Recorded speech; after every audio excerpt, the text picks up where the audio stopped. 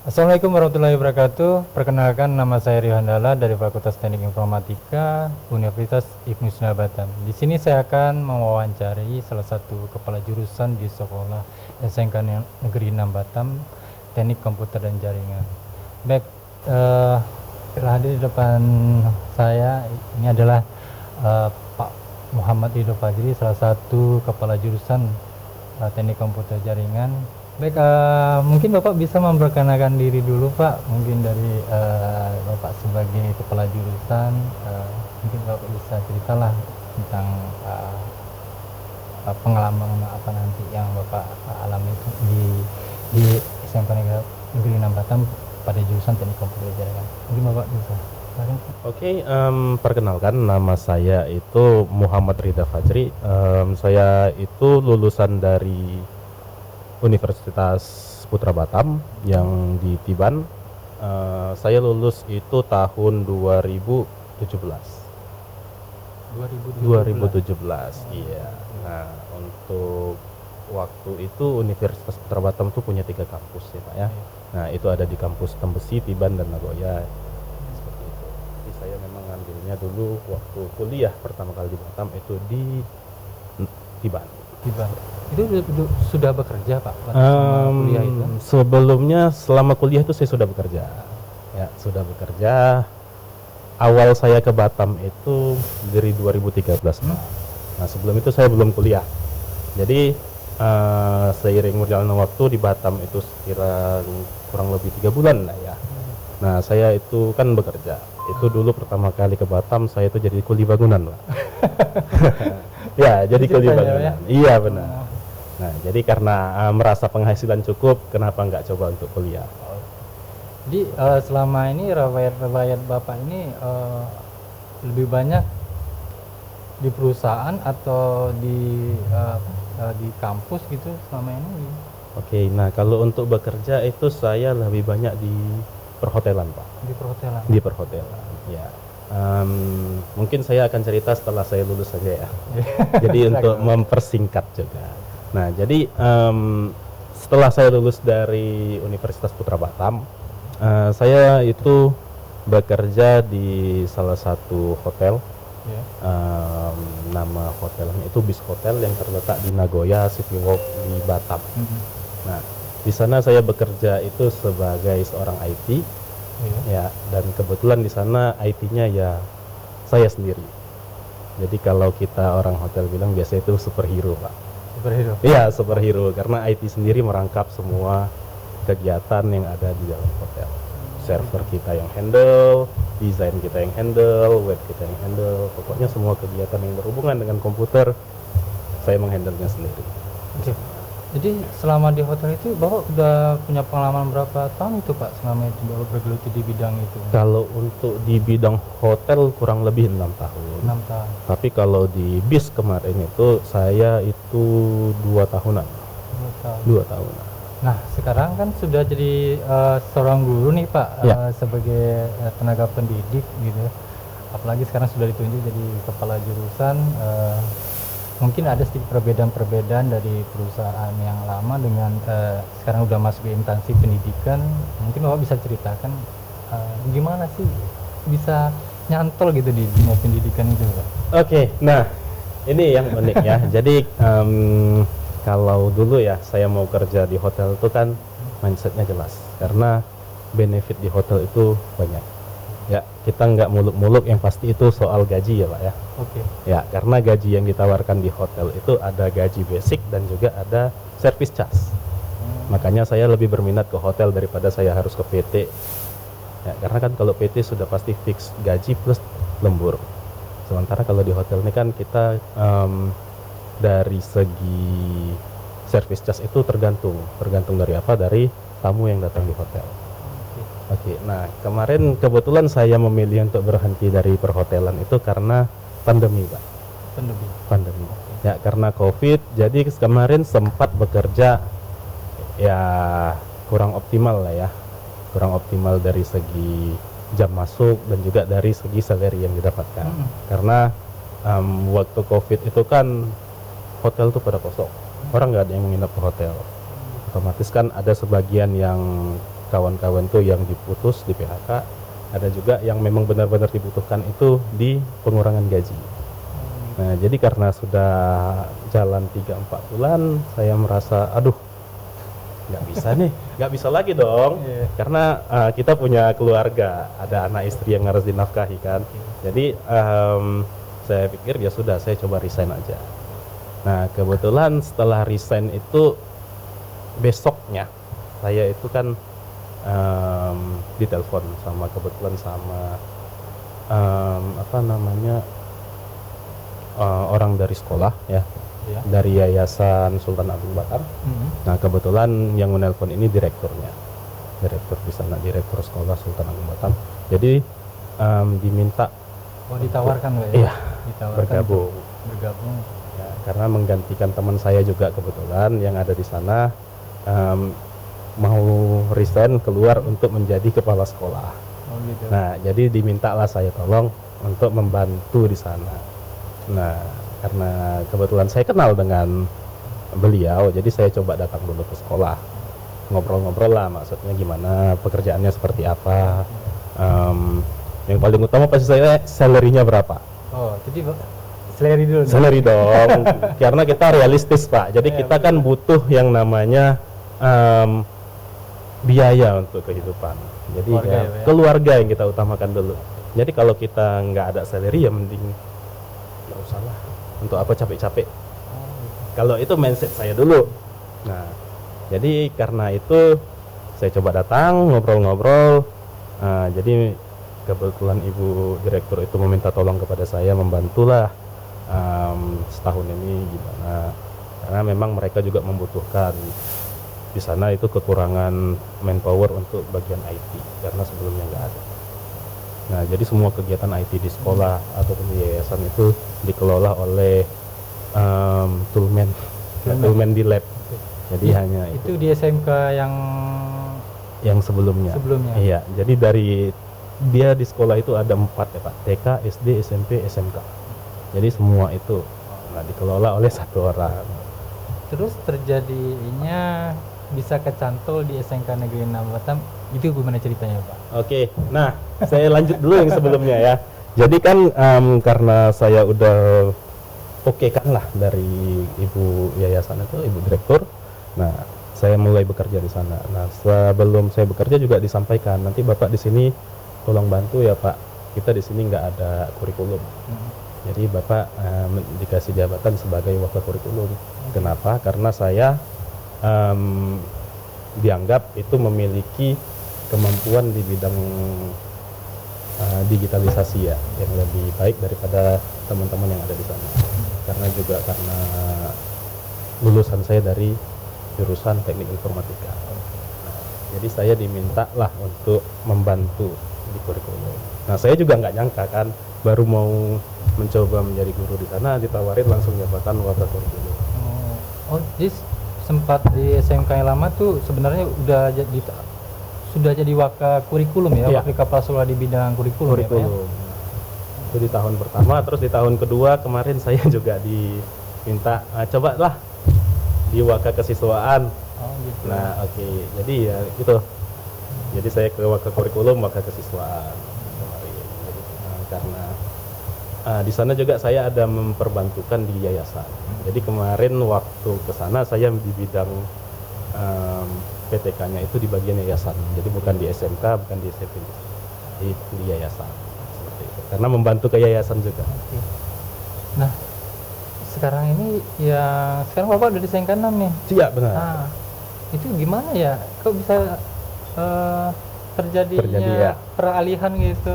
Itu gimana ceritanya, Pak? Jadi dulu itu gini Pak, ya kemarin kan ada pembukaan tahun 2020 itu ya, kalau saya nggak salah. Ada pembukaan P3K. P3K. Ya, P3K. Jadi awalnya itu saya mau iseng aja Pak. Saya mau iseng karena kemarin itu mindsetnya begini, ini kan sudah mulai reda COVID-nya, mau baliklah ke hotel. Gitu. Ya, karena kembali lagi ke benefit yang didapatkan. Gitu. Ya. Nah, jadi karena benefit yang didapatkan lebih baik di hotel, jadi saya merasa kayaknya ada waktunya balik nih ke hotel. Nah, tapi karena pada saat itu ada pembukaan P3K ya untuk guru, kata istri saya, cobalah siapa tahu rezeki. Padahal saya dari dulu mindset saya itu nggak mau jadi ASN, Pak. Oh iya, teratur ya. Ya, Teratur negara. karena menurut saya ribet. Jadi saya harus bekerja sampai saya pensiun, ya sampai umur 60 mungkin kalau guru. Jadi saya rasa, waduh, jadi ibaratnya Kesannya sudah terikat ya Pak. terikat. Jadi pekerja selama sampai saya masa pensiun. Sementara keinginan saya dulu itu umur 40 sudahlah, jangan bekerja lagi, usaha. Ya. Tapi karena kemarin keputusan saya mau coba ikut karena P3K itu dikontrak, Pak. Ya. Itu ada berapa tahunnya Pak? Kemarin untuk Kepulauan Riau itu dikontrak selama 5 tahun. 5 tahun. Nah, jadi kan setelah 5 tahun kita bisa memutuskan apakah kita tetap mau bekerja Apakah tidak? Gitu? atau tidak. Nah, di situ karena itu saya mau memilih mencoba. Nah, jadi saya coba, ya alhamdulillah Lulus sudah ya? lulus. Pilih formasi di SMK 6 juga iseng-iseng juga karena kan yang mana ya gitu. Kalau melihat dari segi letak sekolah itu lebih dekat di SMK 7, malah di depan rumah saya, benar. Oh gitu. Benar. Oh, iya. Jadi tapi saya udah coba aja lah, iseng gitu. Kebetulan juga ada kenalan juga kan waktu di perhotelan bekerja di sini, jadi coba aja lah, iseng aja gitu. Seperti itu.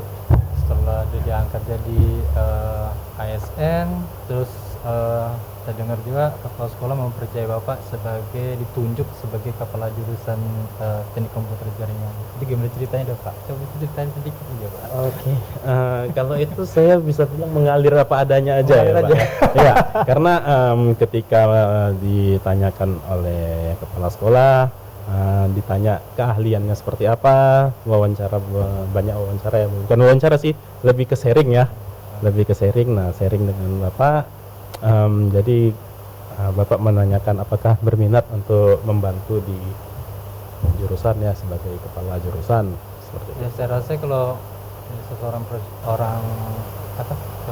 biasanya kalau kepala sekolah menunjuk orang itu kan ada juga profesionalnya kan di bidang kerjanya. Saya rasa juga nggak sembarangan juga sih. Mungkin Bapak salah satu ya guru yang menggeluti di bidang IT, mungkin bekerjanya secara Oke, mungkin kalau di SMK 6 ya di bidang pendidikan ya kita bilang, mungkin kita harus bisa bersikap lebih bijak yang paling utama ya. Bijak ini dalam artian kita tahu nih bisa menempatkan posisi pada saat yang tepat ya. Jangan nanti kita yang sebagai sampel ketika SMK kita ini ada kegiatan ya, sekolah kita ada kegiatan. Nah, mungkin kita bisa lebih baik ikut andil walaupun kita bukan di bagian dalam tim ya, dalam tim situ, tapi kita bisa membantu tim. Kenapa? Tujuannya ya ini kan agendanya sekolah. Iya. Otomatis kan harus bisa menaikkan nama baik sekolah. Nah, peran kita di situ juga pasti ada dong. Dengan membantu kawan-kawan kita yang ada di tim itu, kita kan sudah bisa meringankan dan bisa membuat jadi lebih baik. Itu untuk yang di bidang pendidikan. Sementara kalau saya sebagai profesional di bidang IT, karena sampai saat ini juga saya masih menggeluti itu. Jadi di samping saya di sekolah, di luar juga saya ada kegiatan lain di bidang IT. Nah, kalau untuk di bidang IT sih banyak banget caranya, Pak.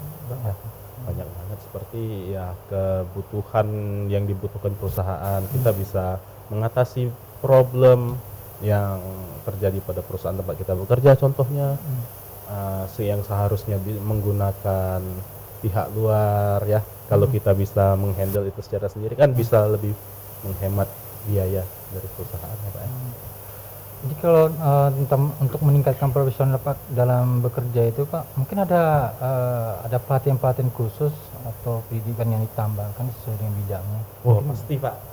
Seperti saya misalkan ya. Karena saya bergelut di bidang jaringan, karena di hotel lebih fokusnya kepada jaringan. Kemarin saya sempat mengambil pelatihan Cisco CCNA. Kan? Iya. Nah itu masa pelatihan kan kalau Cisco itu lumayan lama Pak. Sekitar 6 bulanan saya itu pelatihan itu. Nah, tapi memang sertifikatnya itu kan digunakan ya. Ilmu yang didapat di situ juga lebih. Jadi kalau untuk sertifikasi itu sangat wajib. Nah di samping itu juga saya kemarin sempat mengikuti pelatihan untuk asesor kompetensi ya, yang dimana saya itu dikontrak di LSP Digital Tech sebagai asesor iya, di sana, yang dimana fungsi saya itu untuk menguji. Jadi saya menguji talenta-talenta atau orang-orang yang memiliki talenta di bidang IT untuk melakukan sertifikasi Oh iya. ya, pada bidang-bidang tertentu. Tentu ya, Pak. Iya, seperti itu. Untuk kesiswaannya sudah ada pelatihan-pelatihan Pak untuk Ya, atau itu bertingkat umum atau kalau kemarin ini yang di LSP itu saya tingkatnya umum Pak, umum ya? P3 ya. Jadi siapapun, mau itu siswa, mau itu pekerja, mau itu mahasiswa, siapapun itu selama dia memiliki kemampuan itu dibuktikan dengan sertifikat pelatihan, dia bisa mengikuti. Boleh mengikuti ya Pak ya? Boleh. Oh gitu. Baik Pak, tadi kita udah sempat berbicara banyak sekali ini.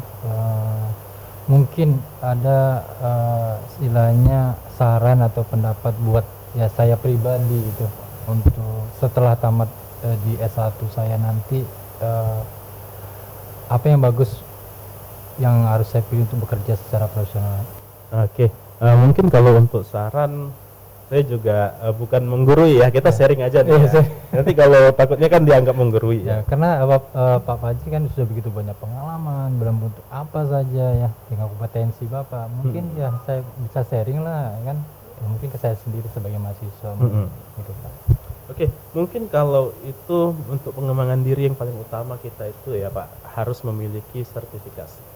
Sertifikasi. Karena itu sekarang menjadi bukti.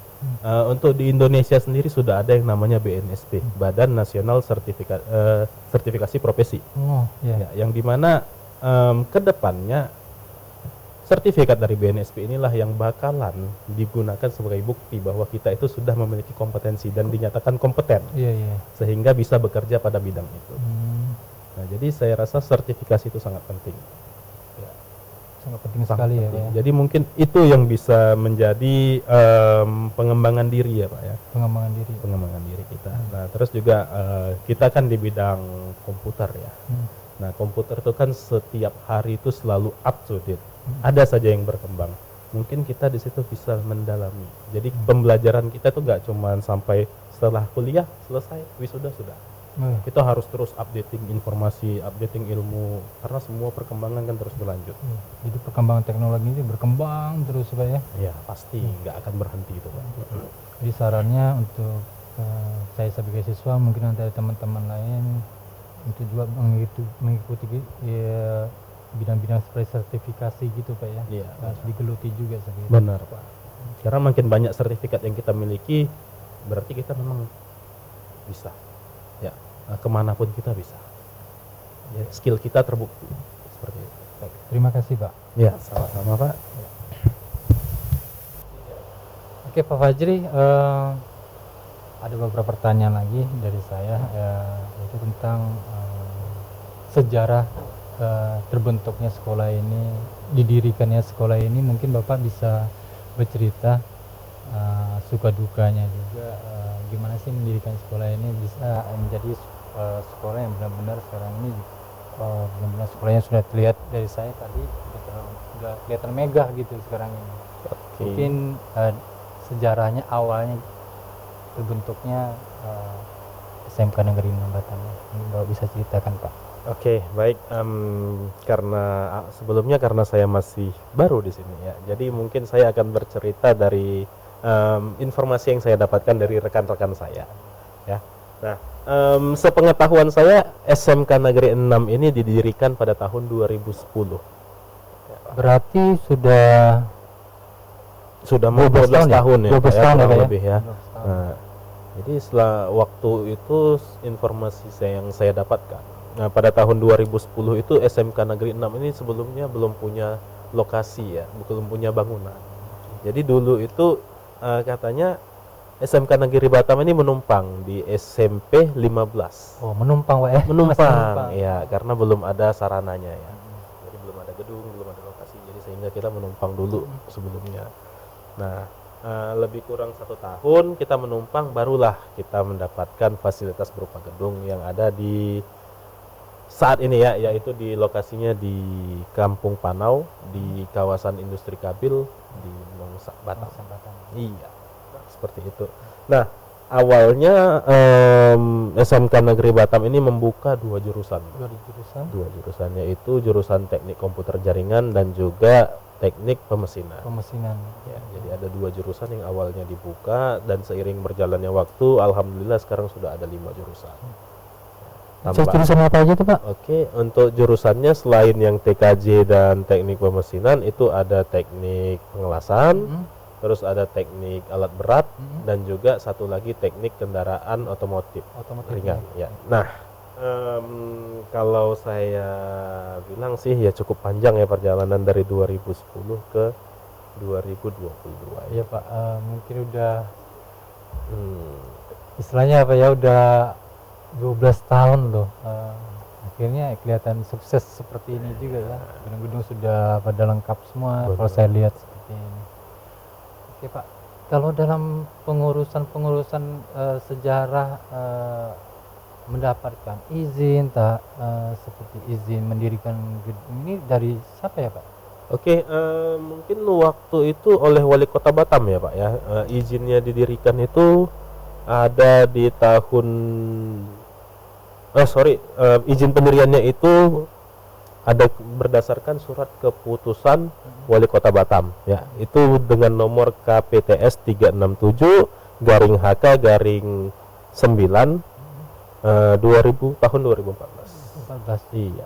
Waktu itu wali kotanya masih Pak siapa ya? Ahmad. Pak Dahlan ya, Pak Ya, Ahmad Dahlan Ahmad ya, Dahlan. masih Pak Ahmad Dahlan. Iya benar.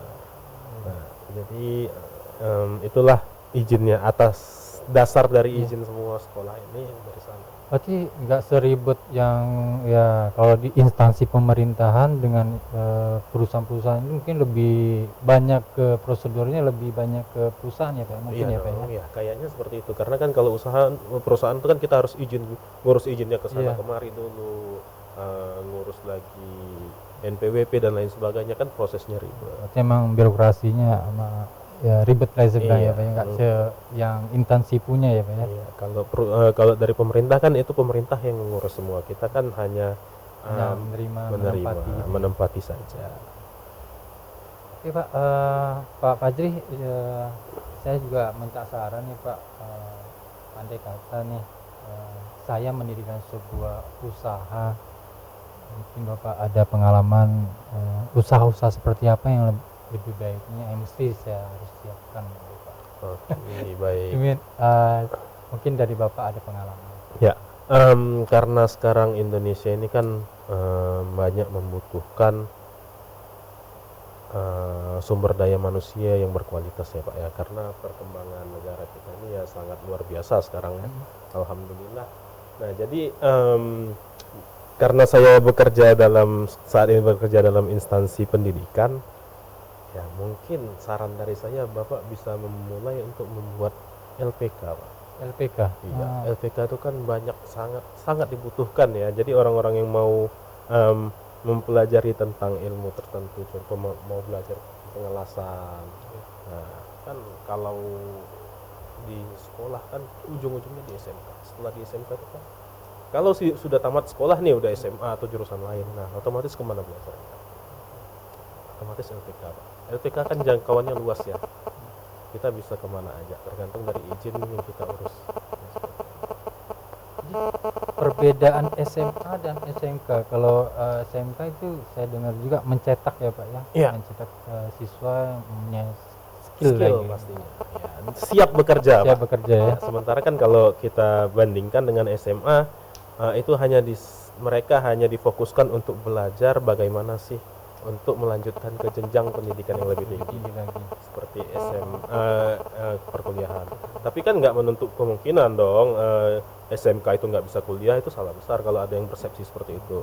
Justru kalau menurut persepsi saya, karena saya juga dulu lulusan SMK, sepertinya lebih baik sih anak SMK yang melanjutkan kuliah daripada anak SMA. Kenapa? Karena anak SMK ini sudah ada dasar Pak. Jadi ketika belajar di perkuliahan mereka sudah ini gampang, easy gitu ya. Jadi tinggal melanjutkan. Bahkan saya yakin lebih menonjol yang SMK saat berkuliah. Saat ini ya. Karena kan mereka sudah tahu dasar-dasarnya. mungkin baru diajarkan sama dosen nih. Ternyata mereka udah tahu. Nah, malahan mungkin mereka yang akan mengajarkan ke rekan-rekannya. Oh, gitu. Terima kasih atas waktunya Pak Fajri. Sama-sama, Pak. Wawancara ini semua adalah wawancara atau sharing ini bermanfaat buat kita semua. Amin. Saya Rio Handala, saya tutup dengan Assalamualaikum warahmatullahi wabarakatuh. Waalaikumsalam warahmatullahi wabarakatuh.